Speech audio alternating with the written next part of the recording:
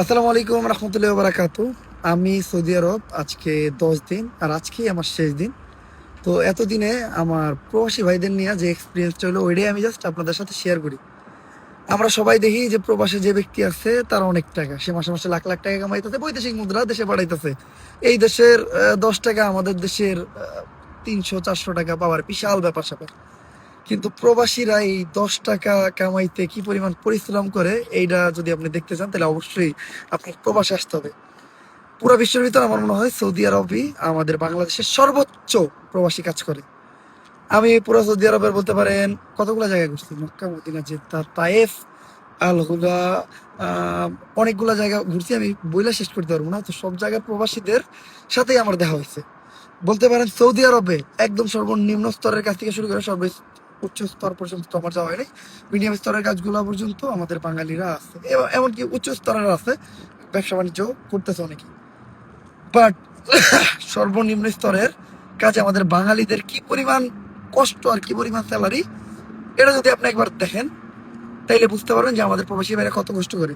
Most of the Bangladeshi এই দেশে আইসা মানে ওই যে নিচের স্তরের কাজগুলো করে, আর খুবই কম বেতনে। যেমন একটা বাঙালি যদি, বাঙালিরা কই নাই, একজন ক্লিনার বাঙালি, ড্রাইভ করতেছে যে ব্যক্তি উনিও একজন বাঙালি, দোকানে সেলসম্যান উনিও একজন বাঙালি, তারপরে ওয়াশরুম ক্লিন করতে তিনি একজন বাঙালি। প্রত্যেকটা কাজ বাঙালিরা করতেছে, প্রচুর পরিশ্রম করতেছে। এখন আমি মেইন যে মোটিভটা এটা আমি আপনাদের বুঝাই। আমরা প্রবাসীদের একটা টাকার মেশিন মনে করি, স্টিল এখন পর্যন্ত আমাদের এই চিন্তা ভাবনাটা যায় না। আরে প্রবাসে থাকে জামাই, ঈদ আইসে জামাইয়ের থেকে বিশাল মার্কেট নিতে হইব, শ্বশুর শাশুড়ি এক্সপেক্ট করে থাকে আয় রে প্রবাসী জামাই ঈদ আইসে আমাকে মাইয়ারে গয়না কাটি দিব, আমাকে লেগা বিদেশ থেকে লসুন পাঠাইবো, সুনু পাঠাইবো, এটা পাঠাইবো, এটা পাঠাইবো। ভাই ছোট ভাই আছে বৈশা চায়ের ইচ্ছে, আরে প্রবাসে আমার বাপ থাকে, প্রবাসে আমার ভাই থাকে, হুন্ডা কিনা দিব আমারে, আরে প্রবাসে তো প্রবাসী টাকা কামায়, হুন্ডা কিনা দিব নিঃসন্দেহে, R15M, সুজুকি GSX-R। তারপরে মা, স্পেসিফিকলি মারা সব থেকে কম এক্সপেক্ট করে, তাও মারাও কম এক্সপেক্ট করে না। অনেক মা আছে প্রবাসে আমার ছেলে থাকে, আমার মাইয়ার বিয়া দিতে হইব, আমার মাইয়ার বিয়ায় গয়না দিব, আমার প্রবাসে থাকা ছেলে, খুবই এক্সপেকটেশন। তো তাদেরকে আমি বলি প্রবাসে একটা ক্লিনারের বেতন আপনার ধরেন 1200, 1300, 1400, 1500, 2000। আমি আসলে বেতন সম্বন্ধে সবার সাথে আলোচনা করিনি। যার কোম্পানি থাকা খাওয়া দেয় তারা তো দিলই, সে একটু পাচ্ছে। আর যে ব্যক্তি প্রবাসের বেতন পাওয়ার পর নিজের পকেটের টাকা দিয়ে থাকে খায়, সে জানে দেশের টাকা বাড়াইতে গেলে তার কি করতে হয়। আমরা যে বিদেশি লসুন নিতে কই, আরে বউ জামাইরে কই যেতে বিদেশি লসুন নিয়েই হোক আসার সময়। আপনি কি জানেন একটা রসুনের দাম কত? সৌদি আরবে একটা রসুন ভালো প্রকার আপনারা যে সিলেক্টেড মডেল গুলা দেন, ওই মডেলের লোশন এক একটা জায়গায় দাম 75 রিয়াল, 80 রিয়াল, 90 রিয়াল, 100 রিয়াল পর্যন্ত। 100 রিয়াল বাংলাদেশি টাকার 3000 টাকা, 3000 না 3300 টাকা। একজন প্রবাসী ধরেন খাওয়া টাওয়া শেষ দিয়ে উনি বাসায় বেতনই টাকায় পাঠাইতে পারে 30,000, 35,000 টাকা। উনি 3000 টাকা দিয়ে একটা ওই ফেস ওয়াশ কিনা দিবে, একটা লোশন কিনা দাও, ওনার পক্ষে কি সম্ভব?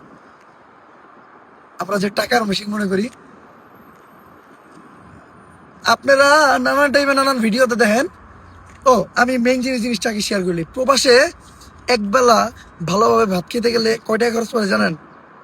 নর্মালি একটা ভর্তা ভাত খেতে গেলেও আপনার প্রবাসে খরচ আছে 300 টাকা, 150 থেকে 300 টাকা, 150 টাকা ভাত, 300 টাকা। মাংস দিয়ে খাইবেন 700-800 টাকা। আমি যেই কয়বার খাইছি আমাদের বিল 3500, 4000, 5000 টাকার নিচে আসে নাই। খেফতা নিছি 3500, 3700, 3800। প্রবাসীরা সকালে ঠিক মতো খাবার খায় না, আপনারা জানেন? একটা প্রবাসী খাবার খায় 2 বেলা, 2 বেলা। বেশিরভাগ প্রবাসী কি করে, যাদের বেতন একটু কম বাড়ে, যাদের টাকা খাওয়া নিজে, তারা কি করে জানেন? তারা থাকে যে জায়গাটা, ওই জায়গাটা তো আপনি দেখেন, আপনি মনে করবেন মানে আপনি পারবেন না ওই জায়গাটা থাকতে, পারবেন না ওই জায়গায়। এরা এত মানে বাধা পাবে, গাদা বাগাতি করে থাকে, আপনি পারবেন না, এত কষ্ট করে তারা। আচ্ছা আমি আমার একটু কথা কথা সমস্যা, আমি একটু অসুস্থ এই জন্য। আপনার একটা প্রবাসী, মোস্ট অফ দ্য প্রবাসী সকালে কি খায় জানেন? খবিস, খবিস আর ডাল। খবিস কি জানেন? একটা রুটি, শক্ত রুটি এরকম বড় সাইজের, আর ডাল। 1 টাকার একটা খবিস কিনে 30 টাকা, বাংলাদেশে 30 টাকা। একটা ডাল কিনে 2 টাকার, বাংলাদেশের 60 টাকা। এই খুবই রুটি আর ডাল খেতে গেলেও তাদের 90 টাকা খরচ, মাসে খরচ করলে 3000 টাকা। এক বেলার খরচ এটা, কিন্তু 3 বেলার না। তো মোস্ট অফ দ্য প্রবাসী কি করে, এইভাবে চলে। আর মেইন যে বিষয়টা, আমরা অনেক সময় ইউটিউব, টিকটক নানান জায়গায় দেখি প্রবাসীরা ইফতারের জন্য ঠেলাঠেলি করতেছে, ধাক্কা ধাক্কি করতেছে, আরে ফ্রিতে ইফতার দিতে। সবাই আমরা ভিডিও বানাই বাংলাদেশে, আরে বাংলাদেশি মানুষ খুবই জঘন্য, খুবই খারাপ, খুবই খ্যাত। এরা বিদেশে যাইয়া ইফতারের লিগে ঠেলাঠেলি করে।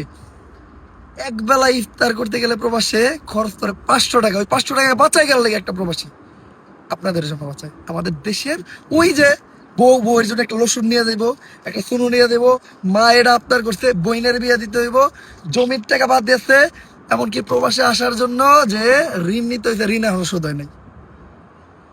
ঠিক আছে, আবার ওই যে একটা আপনারা যে কোন যে একটা প্রবাসী এক লগে মানে মানুষ একটা পায় না, হ্যাঁ 3টা নিছে, হ্যাঁ 3টা নিয়ে কি করে জানেন, একটা সে ইফতারে করে, আর একটা সে রাত্রে খায়, রাত্রের খাবারের টাকাটা বেঁচে গেল, সেহরিতে খায়, খাওয়ার টাকাটা বেঁচে গেল।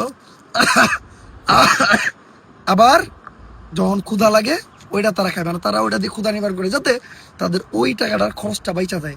ওই খরচটা কিন্তু তারা বাড়িতেই পাঠায়। প্রবাসীরা কিন্তু আমাদের সুপার সবগুলা চিনে না বললেই চলে। অনেক প্রবাসী কাছে জিজ্ঞেস, ভাই আমি এই জিনিসটা কিনবো, এই সুপার শপ এইটা কোন সময় পাওয়া যাবে, কয় ভাই আমরা সব থেকে তো কিনে না, আমরা ই করি সব থেকে, শুধুমাত্র আমরা কিনে আমরা যখন বাড়ির জন্য জিনিসপত্র নিয়ে যেতে হয়। প্রবাসীকেও জীবনটা ভাই এত সহজ না। আপনারা যাবেন, হ্যাঁ এর প্রবাস জীবন, দেশের বিদেশের মাটিতে আছে, বিদেশে রাস্তা ভালো, ঘাট ভালো, আবহাওয়া ভালো। ভাই এই সৌদি আরব, আপনি জানেন এখন বাস্তাতে করে জানেন সকাল 7টা, সকাল 7টা বাজে দেখছেন পুরোপুরি আলো হয়ে গেছে গা। সকাল 8টা যদি বাজে আমি জায়গায় দাঁড়াইতে পারবো না, আমরা দিনের বেলা বাইরে হইতে পারি না। যারা কনস্ট্রাকশনের কাজ করে কালা কুচকুচা হয়ে গেছে, কুচকুচা ঘাম পড়তেছে। আপনি মানে তাদের যদি চেহারার দিকে তাকান, মানে আপনার মতো আমার মতো মানুষ ওই যে ওই রোদে 1 ঘন্টা থাকলে মরে যাবে, হিট স্ট্রোক করে মেরে যাবো, এত পরিশ্রম করতেছে। তো প্রবাসীদের যখন মানে এই যে অনেকে কয় বিদেশে তাদের কামলা দিতে, বিদেশে তাদের ওয়াশরুম ক্লিন করতে, বিদেশে তাদের গাড়ি চালাতে, তাদের বিদেশ যাতে তাদের কনস্ট্রাকশনের কাজ করতে, এই কনস্ট্রাকশনের কাজ করে এগুলা কইরে এই দেশে আপনার করে চালাইতে, এই যে দেশে আপনার উড়তাছেন, এই বিদেশে তারা যদি কামলাটা না দিত দেশে আপনারা উঠতে পারতেন না। আমাদের বাংলাদেশ কিভাবে চলতেছে, বাংলাদেশ ডিপেন্ডেন্ট রেমিটেন্সের উপরে। রেমিটেন্স কারা দেয়, এটা ওই প্রবাসীরা। এই কামলা দিয়া এত পরিশ্রম করার পর এই দেশে টাকা বাড়ায়, যার জন্য রেমিটেন্স আসে, আমাদের দেশটা এত সচ্ছল ভাবে চলতেছে। তাই আমি আমাদের দেশের মানুষের এই কথাগুলো বলার কারণ একটাই, প্রবাসীরে টাকার মেশিন মনে করে তাদের উপরে যে চাপটা ভালায়, ঈদ আইলেই মানে এই যে মার্কেট, বউয়ের মার্কেট, বাপের মার্কেট, মান মার্কেট, এই যে ঈদ আইলেই টাকা পাঠানোর লেগে অলরেডি তারা ওরা শুরু হয়ে গেছে। বা ঈদের ভিতরে এই যে এই রোজার ভিতরে কোরবানির আগে আপনার প্রবাসীরা কি করে জানেন, এরা দিনেও কাম করে রাইতেও কাম করে। এরা চিন্তা করে ওই যে বউয়ের লেগে ভালো মানের কসমেটিক্স পাঠান লাগবো, মার লেগে এটা পাঠান লাগবো, বাপের লেগে এটা পাঠান লাগবো, ঈদের ভিতরে বইনের বিয়া এটা দিতে হইব, জমির টাকা দেওয়া হয় নাই। তো প্রবাসী করে টাকার বেশি মনে না করে এই যে কিছু হইলেই বউরা ঝগড়া শুরু করে দেয়। এরা বুঝে না যে 10 মিনিট সময় পাইছে কথা কইতেছে, সকালবেলা এবার ডিউটিতে যাইতে হইব। এই সারাদিন কামলার মতো কাম করে রাইতে বিছনায় মাথা রাখলে ঘুম ধরে, তারপর ফ্যামিলির লোকে কথা কয়, ফ্যামিলির কথা চিন্তা করে, আর টাকা পয়সা ফ্যামিলির পাঠায়। অনেকে আমরা অনেক বন্ধু বান্ধব প্রবাসে পড়ছে, আমরা ভাবি হায় হায় রে বন্ধু প্রবাসে যাই ভালো মতো জামা পরে বন্ধু আমার বড় লোক হয়ে গেছে। কিন্তু বন্ধু যে প্রবাসে কি করতেছে এটার চিন্তা আমাকে মাথায় না। বন্ধু 12টা পর্যন্ত ডিউটি করে, 14 ঘন্টা ডিউটি করে, 8 ঘন্টা ঘুমের ঠেলায় বন্ধু চলে দেয় না, বন্ধু আমাকে মেসেজ দেবো কেমনে? ঠিক আছে, তো প্রবাস জীবনটা ভাই সহজ না। আমরা তো দেশে উড়িং তুরিং করি, আয় রে বন্ধু মেসেজ দিলে না, বন্ধু প্রবাসে বন্ধুর ফোন দেয়, বন্ধু প্রবাস থেকে আসার সময় এটা লই ওটা লই, জিনিসটা এতটা ইজি না। তো প্রবাসীদের প্রতি সবসময় অন্তরের অন্তরস্থল থেকে দোয়া আর ভালোবাসা এবং কি রেসপেক্ট রাখতে হবে। আমি এমনকি উমরা করতে যাও দোয়া করছি যাতে আল্লাহ তাআলা প্রত্যেকটা প্রবাসী ভাইয়ের ভালো রাখে। প্রবাসীরা বিদেশের মাটিতে অনেক প্রবাসী মারা যেতেছে, দেশে লাশ পর্যন্ত নিতে গেলে অনেক কাহিনী, এর মুখের দিকে চাওয়া যায় না, আর মুখের দিকে চাওয়া যায় না। সবশেষে একটা কথা কম, প্রবাসী যারা থাকে আপনাদের বাপ থাক, ভাই থাক, স্বামী থাক, অনেক মহিলা আপুরাও কাজ করে, অনেক মারাও কাজ করে, তারা বাসার কাজ করে, তারা অনেক পরিশ্রম করে, তাদের সাথে অনেক টর্চার হয়, অনেক অত্যাচার হয়। এটা এই দেশে আসলে আপনি বুঝতে পারবেন তাদের কথাবার্তার মাধ্যমে। এটা আমার বইলা বুঝান লাগবে না, যারা এই দেশে থাকছে তারা জানে। তো প্রবাসীদের উপর চাপ প্রয়োগ করার কোনো কিছু নাই। তাদেরকে একটু বোঝার চেষ্টা করেন, তাদের সাথে ভালোভাবে কথা কইেন, তাদের সাথে রাগারাগি করেন না। আপনি ওই পাশ থেকে রাগ করলে এই পাশ থেকে তার অসুবিধা হয়, তার কাজে মন থাকে না, তারা নানান ঝামেলা পোহাইতে হয়। প্রবাসীদের বোঝার চেষ্টা করতে হবে। প্রবাস জীবনটা কিন্তু একদমই সহজ না, একদমই সহজ না, মানে একদমই সহজ না। আপনারা ভাবতে পারেন সৌদি আরব একটা ইসলামিক কান্ট্রি, এই দেশে মনে হয় আমাদের প্রবাসী ভাইরা খুব ভালো থাকে। না, সৌদি আরব যেমন আমাদের প্রিয় নবী হযরত মুহাম্মদ সাল্লাল্লাহু আলাইহি ওয়াসাল্লামের দেশ, সৌদি আরব কিন্তু ঠিক তেমনই আবু জাহেলেরও দেশ। তো এটা বুঝতে হইব, এই দেশে মানুষের সাথে খুব ভালো একটা আচরণ হয় না। এই দেশে বাঙালি মানে আপনি এই যে ময়লা, ঠিক আছে, বাঙালি মানে আপনার ময়লা। আর যারা একটু অবৈধভাবে আছে তাদের তো এটা কোনো জীবনই না। অবৈধভাবে থাকা অবস্থায় তারা যে কি কষ্ট করে আছে এটা বইলে বোঝানো হতো না। জাস্ট এইটুকুই বুঝাইলাম, দেশে যারা আছেন ওই যে ছোট ভাইরা হুন্ডার লেগে ভাইয়ারে বাপের প্রেশার দেওয়ার কোনো কিছু নাই, সময় হলে ঠিকই কিনা দিব। বউরা যারা আছেন কসমেটিক্স শাড়ি এগুলোর লেগে প্রেশার না দিয়ে একটু বোঝার চেষ্টা করেন কি করে এরা আপনার জন্য। সন্তানেরা যারা আছেন যারা বুঝেন, বাবারে প্রেশার দেওয়ার কোনো দরকার নাই, ভাইয়েরা যারা আছেন ভাইয়ের প্রেশার দেওয়ার কোনো দরকার নাই, বোনরা যারা আছেন প্রেশার দেওয়ার দরকার নাই, মারা যারা আছেন আপনারা এমনিই বুঝেন, আরো বোঝার চেষ্টা করেন। এটাই প্রবাস জীবন, আসলে সহজ না। প্রত্যেকটা প্রবাসী ভাইদের আমার সালাম, আমার অন্তরের অন্তর থেকে দোয়া। আপনারা আমার জন্য দোয়া রাখবেন। আল্লাহ বর্ষা আমার বাংলাদেশের ফ্লাইট বাংলাদেশ চলে যেতে ইনশাল্লাহ, আল্লাহ যদি আনে আপনাদের মাঝখানে আবার আসবো। আসসালামু আলাইকুম।